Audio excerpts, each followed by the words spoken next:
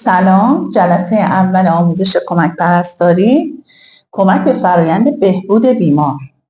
کمک پرستاری که از اعضای مهم تیم درمانه که با انجام مراقبت‌های پایه‌ای و پیگیری دستورات پزشک و پرستار نقش مهمی در روند سلامت بیمار داره.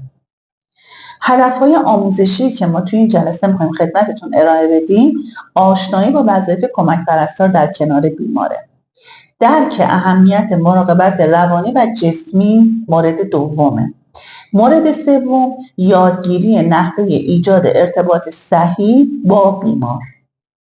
وظایف اصلی کمک پرستار در بهبود بیمار به چند مرحله تقسیم میشه. یکی از اون مراحل مراقبت جسمیه.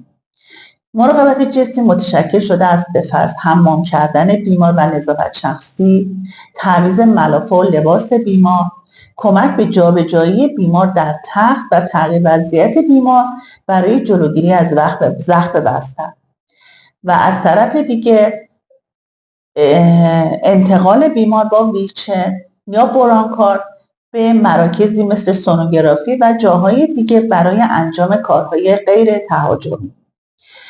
مراقبت پرستاری تغذیه‌ای در رابطه با بیماری که در بیمارستان بستریه، کمک به غذا خوردن بیمارانی که ناتوان هستند، توجه به رژیم غذایی توصیه شده توسط پزشک و بررسی و گزارش مشکلاتی مثل بی‌اشتهایی یا تهوع استفراغ که همه اینا نقش بسزایی در بهبود بیمار داره. همین گزارشی که شما میدید باعث میشه که کلی نحوه درمان بیمار رو به جلو به اصطلاح حرکت کنه. مراقبت روحی و روانی، گوش کردن به بیمار و ایجاد حس اعتماد. وقتی که شما به یه نفر گوش کنی، معمولا خانم ها و آقایون مسن خیلی علاقه به درد کردن دارن.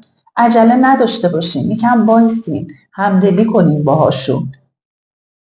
یکی هم همراهی و آرومسازی بیمار در شرایط اضطراب. یه کار تهاجمی میخواد برای مریض انجام میشه، مریض میترسه، وظیفه شما آروم کردن بیماره.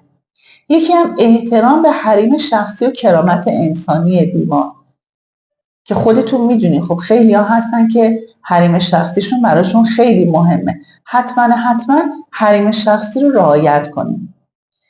نکات کلیدی که در رابطه با ارتباط با بیمار همیشه مد نظر ماست اینه که همیشه برخورد مناسب